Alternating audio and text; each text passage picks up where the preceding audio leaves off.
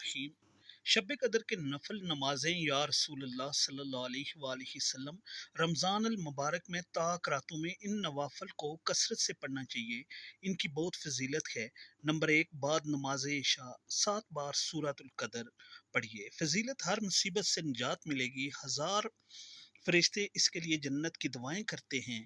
Number 2، 2 رکعت ترکیب: ہر رکعت میں الحمد کے بعد 1 بار سورۃ القدر، 3 بار سورۃ الاخلاص۔